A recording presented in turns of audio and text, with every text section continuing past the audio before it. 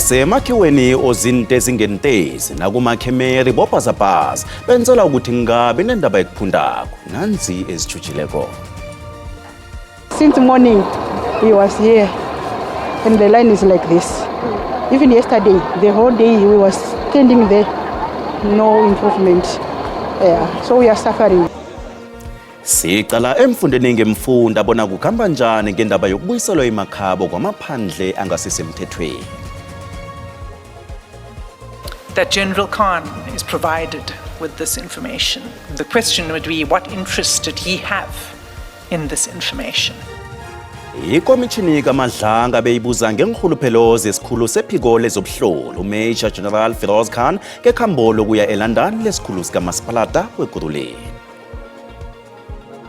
We will want to address the criminality, the political interference as well as the corruption within the criminal justice system. Namhlanje kuhlangana umnyaka kodwa kwavela izwangobatsho rhwabeleka kwezomthetho ebulelesini nentakamizweni sihedlula emva bona sikhambe kangangani.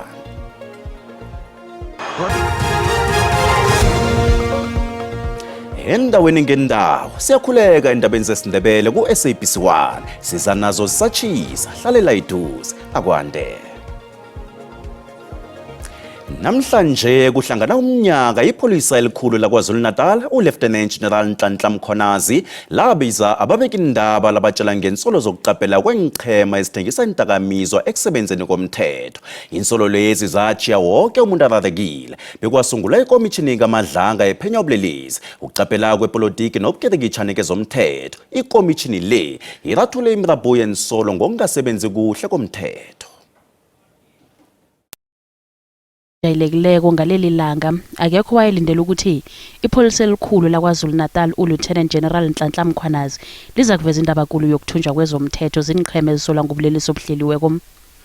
Umkhwanazi owayebonakala alungela ukuya epini aphahlwe emajoni ahlome ngengikhali azivale nobuso waveza insolo zokuthi hlangana nokhunye ukuphadlalaja kwesiqhema esiphenya ukubulawa kwabosopolitiki ngungqongqotshwa amapholisa uSenzo Mchunu oselifine ekhethekileko njenganje kwenze lokuvikela inqhema zobulelesi ekuthiwa batsho khazimisekela ngemali kezepolitiki.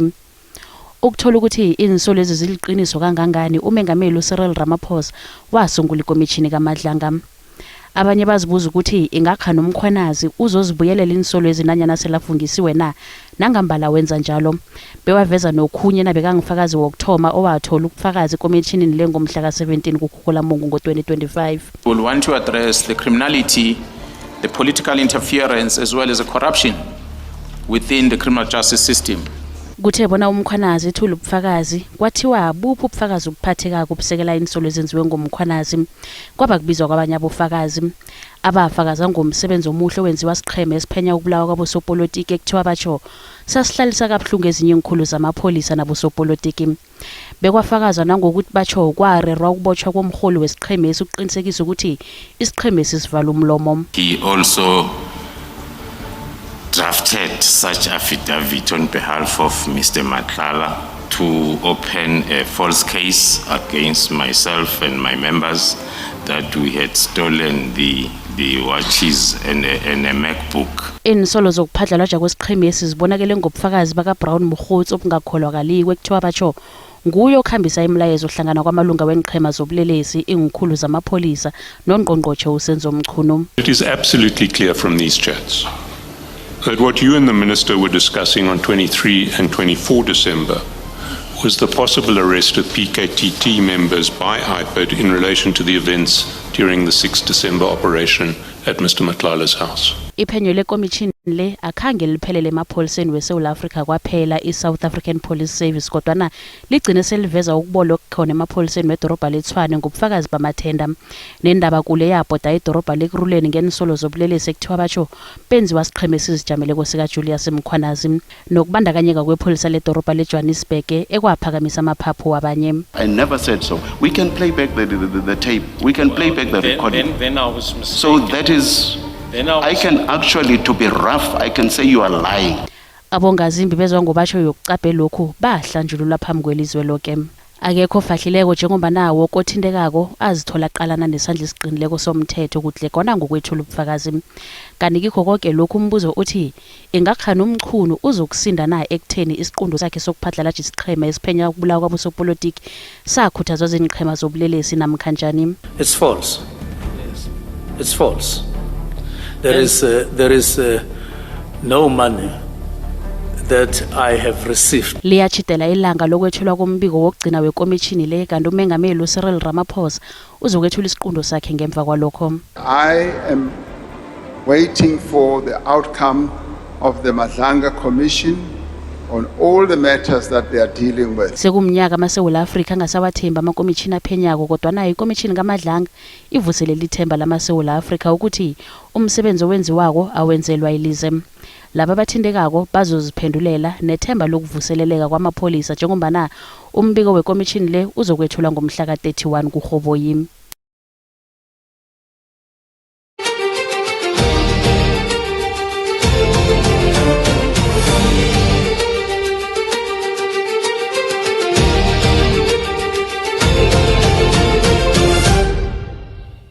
Ikomishini kaMadlanga ibuzisise ukuthi besixotheleni isikhulu sephiko lezobuhloli uMajor General Firoz Khan ekhambeni la ngomgwengweni ngo-2022 elabiza imali ebalelwa ku-3.3 miliyoni yamaranda lokuya eLondon elathathwa sikhulu salokhu edolobheni leKuruleni uDr Imagine nabanye abathathu. Ubufakazi butshengisa ukuthi usomabhizinisi wangecadi uMohammed Mo Said wathumela imininingwane yekhambeli kuKhan nokususa imibuzo malungana nokuthi kuba yini uKhan enze konke lokhu. Imininingwana malungana nalokho okwenzeka ngempela veke yangomgwengweni ngo-2022 esiphaphamtshinini sangeqadi esichinga eLondon ebesilayitshe loyo obekasikhulu sedrobha leKuruleni uDr Imogen Mashazi nabanye abathathu uBonkosi Mashazi, uDineo Siletswane noTebogo Malika ekhambeni labo elabiza indleko zemali ebalela ku-3.3 miliyoni yamaranda. Lapha kusolwa khona bona uDr Mashazi akhanga khulume ngekhambo lakheli elathunyelwa kuMajor General Firoz Khan ngusomabhizinisi wangeqadi uMohammed Mo Said. That General Khan is provided with this information and that his receipt of this itself is significant. And the question would be, what interest did he have in this information? Nakusenjalo ikomishini ibuye yaveza nemlayezo eveza ukusetshenziswa kwamandla nensetshenziswa zombuso ngendlela engakafaneli. Inkulumiswano ezilapha uKhan nesinye isikhulu sezobuhloli kade bakhulumisana ngombiko wombikindaba abangakhange bawuthandisise kuhle barera iqhinga lokubana bawuphikise.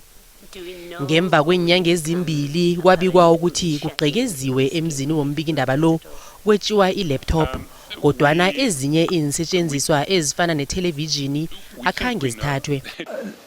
This later housebreaking in March on this evidence alone can't conclusively show that it was linked to the WhatsApp exchange. But the sequence is alarming. Nakusenjalo ibizo lika Lieutenant General Molefe Isaac Fani libuye lavela godu njengomuntu ekwakhulunywa naye ebufakazini obumayelana nethenda yenkoloyi lapha imlayezo yeWhatsApp kaKhan itshengisa ukuthi uFani nguye umuntu ekwakhulunywa naye. Okulalelwa kwekomishini ngiyaraga. Asicale umbono wakho mbukeli. Ngemva komnyaka uLieutenant General Nhlanhla Mkhwanazi wabiza ababekindaba baxoxela ngokukhohlakala ukukhwabanisa kunye nobulelesi obuhleliweko obuhagele eSouth Africa. Asicale umbono wakho mbukeli uyalandela.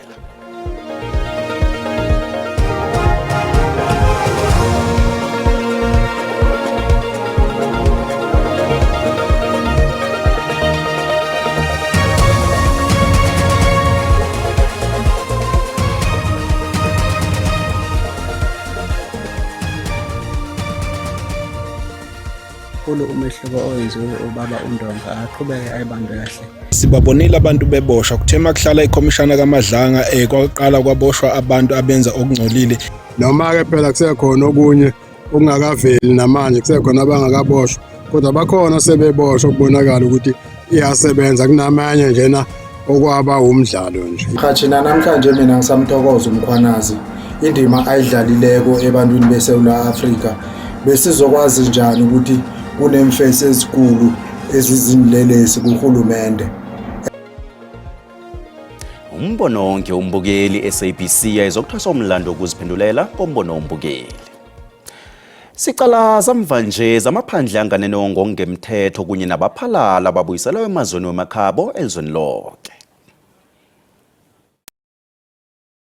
Kumaqala ngakangaka nje iphandle leZimbabwe elisebenza ngenhluthu elisalindile ukuthi kuqinisekiswe incwadi zakhe eMosina lapha kulindiswe khona amaphandle.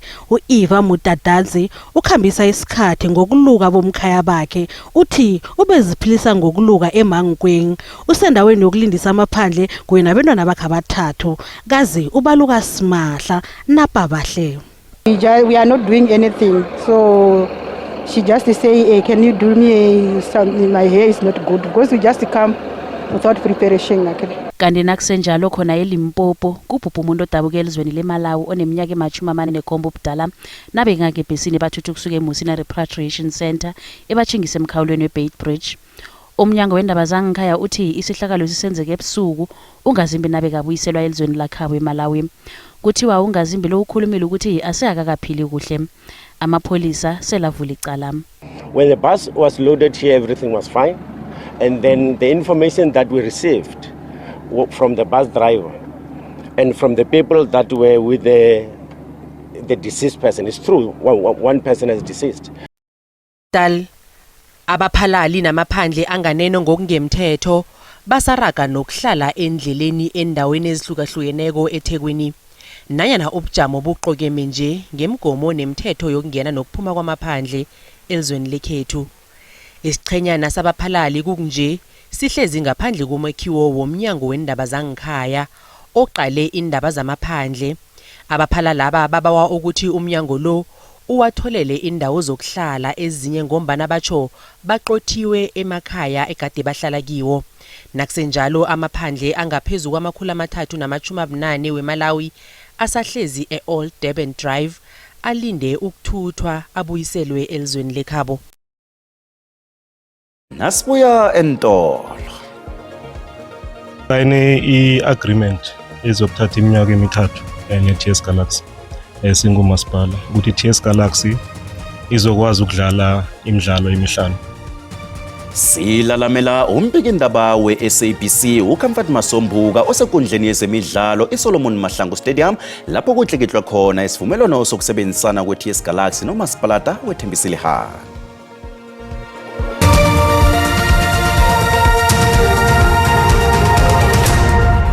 Indaba zisekhona lapha mbukeli kazina zikuphundileko uyazithola ku-YouTube, SABC Plus, TikTok, X naku-Facebook. Asirage nazo.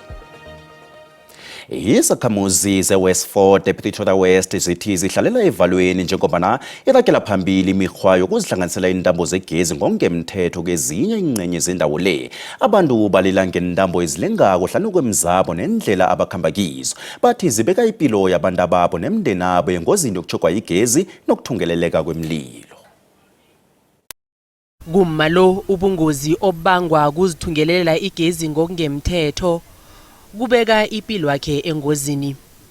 Umlilo ekholwa bona ubangwe izindambo ezilengako ezithungelelwe ngokungemthetho endaweni yemhlatlana ichise umzakhe yona yonke ipahla nomhlatlana wakhe ngomkhayili. Bachiyeke bathwele imkhono ehloko banabentwa bakhe bakateleleka ukuthi bathome ngobutsha. Umalo uthi ubhlungu bokubona umzakhe uchiswa mlilo kumchiye asenhlungwini begodu basabela nokuthi omunye umndeni ungazithola ubongazimbi. It really affected me because I'm unemployed. I'm not working. I'm relying on grant. So to fix it, it's another thing. Ngemva kwenyanga ezimbili idropa lethwane lethule ihlelo lokulungiswa kwegezi kukhansela lendawo. Izakhamuzi zithi awukho umehluko obonakalako. Zithi ubungozi bokuzithungelelela igezi ngokungemthetho busesekhona kanti basaraga nokubawa idrobheli ukuthi lingenelele ngaphambi kokuthi kwenzeke enye godu ihlekelele.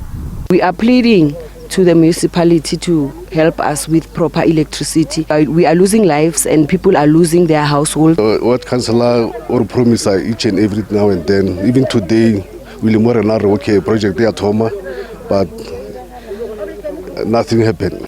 Izakhamuzi zithi ukuzithungelela igezi kufaka igandelelo phezulu kwemthangalasisekelo yegezi bekubangele nokucinywa kwegezi nokoniwa kwemthangalasisekelo.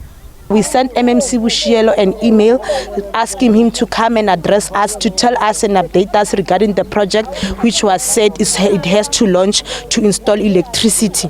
That project never launched. Kusalindwe umasipalata weTshwane ukuthi uziphendulele esililweni esithulwe zizakhamuzi endaweni le. Nguthweke umlando kefekepheleleko phakathi kwakamasipalata weThembisile Hani eMpumalanga nesichema sebholo iTS Galaxy lapho batlikihle khona isivumelwano sokusebenzisana ekusingatheni izichema zePSL ekundleni iSolomon Mahlangu. Mbikindaba weSABC uKafat Masombuka ulapho. Masombuka yeche indaba nkulu lendaba yesivumelwano zithini ngapho inkulu zakwamasipalata weThembisile Hani. Bongwe kaMagobholi ngiyakuthokoza mbala sisekhona la eSolomon Mahlangu Stadium ngoSothoro kwaMhlanga ngaphasi kwamasipalata iThembisile Hani eMpumalanga. Ngikhamba nomphathi kamasipalata lo ubaba uDumisani Mahlangu nangu ngesinceleni sama ngibuye kodwa ngikhambe nomeyara kamasipalata lo umhlonishwa uLisicha Dekhale naye nangu ngesidleni sama isinlochise sinamukele lapha endabeni zesindebele ku SABC1. Angithome ngawe ke meyara kutsho ukuthini ukuklikihlwa kwesivumelwano hlangana nani nesichema sePSL iTS Galaxy emphakathini walapha kutsho ukuthini? Umphakathi walana eThembisile uzothola ithuba lokubukela imidlalo esezingeni eliphezulu kakhulu la eSolomon Mahlangu Stadium. Siyenze silandelela lento siyikhulumileko ukuthi sifuna ukuthi sakhe idorobha labantu balana ekhaya. Leyo njongo yokwenza ukuthi iThembisile kube a place etholakala ukuthi i-choice number 1 ebantwini bakithi. Mahlangu, isivumelwano esenisihlihlileko neTS Galaxy malungana nemidlalo yePSL sithini? Sisayine i-agreement ezokuthatha iminyaka emithathu neTS Galaxy singumasipala ukuthi iTS Galaxy izokwazi ukudlala imidlalo emihlanu. Sizokhumbula ukuthi ama-team ePSL adlala 30 matches. Mara kuleyo 30 kuna 15 abayidlala ekhaya. So i5 izokuza ngapha ngeThembisile Hani and then i10 izokwazi ukuthi bachubeke ngale ngeMbombela Stadium. I-program yethu yokwenza ukuthi ezokuvakasha zikhuphuke lana eThembisile izokhuphuka kakhulu. Kusho ukuthi laba nama BNB, abanama hotels, abanama areas la kuncebeleka khona bazoba nethuba lokuhosta abantu abathola ukuthi banayo ke imali bazokhona ukuthi bayispend. Ukusuka la kwaSothoro eSolomon Mahlangu Stadium ngithatha indaba ngizibuyisela kuwe eAuckland Park eJohannesburg eStudio 9. Bongwe ungaraga mswekhethu. Siyathokoza mbukeli kwanje angikuhlanganisa amehlo nobusa emathebula kwethulelo ukujama bezulu. Hlali kwanamba.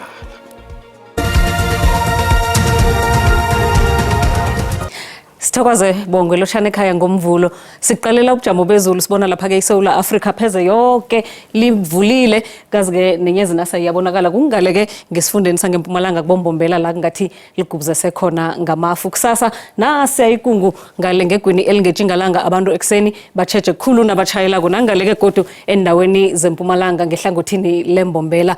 Siyakusuduka ukuthi uboneke ukuthi amazinga wokuchisa ajame njani sithome ngapha ngesifundeni sangeGauteng. Kumakhaza club suku nekseni but enfuthumele ngokuhamba kwesikhathi pheze sifunda sonke 2021 kuyaphola Bronkhorstspruit nePitori nge21 Limpopo kusasa nakhona ebusuku nekuseni kumakhaza hle kufuthumela lapha ke endaweni zabo Musina Phalaburwa kanti ke ezinye kupholile bo 23 Thohoyandou ifuthumele eMpumalanga nakhona kumakhaza khulu lapha eStandard 10 neCarolina ngobusuku nje mbathali nifuthumele ngokuhamba kwesikhathi kubuya nganeno eMelo pheze imini yonke 18 ngemva kwamadina emalahleni 19 degrees Celsius kulapha ke esifundeni saKwaZulu Natal nakhona ke ngebusuku nekuseni kumakhaza kumakhaza kokudala ngokuhamba kwesikhathi isifunda sifuthumala kamnandi Durban nge-26 Richards Bay nge-27 Mpumalanga Kapa ke leya nayo ke ebusuku nekuseni njalo Mbathani nifuthumele ngokuhamba kwesikhathi nokho sifunda siyaphola sibuye ngokufuthumala ngezinye indawo eziningi eTshingalanga Kapa Cape Town night ke ifuthumele ikhamba lapha ku-19 kupholile kungakumakhazana Cape Agala siyona ke kumakhaza pheze imini yonke Beaufort West ifuthumele kodwa ebusuku nekuseni nakhona kumakhaza Tshingilanga Kapa ke leya namkhana eHlagwini Kapa na ebusuku nekuseni kumakhaza hle ngokuhamba kwesikhathi kufuthumele kamnandi Uppington nge-27 iKimberley nge-24 iFreystata nayo ke kuseka abantu bambathe bafuthumele ngokuhamba kwesikhathi sifunda sithi uphola endaweni eziningi 20 kuya ku-22 eTshingalanga Kapa ke nakhona ebusuku nekuseni yenibhathe nifuthumele ngokuhamba kwesikhathi pheze isifunda sonke siphola kamnandi sibonane kodwa ngesikhathi esilandelako Dido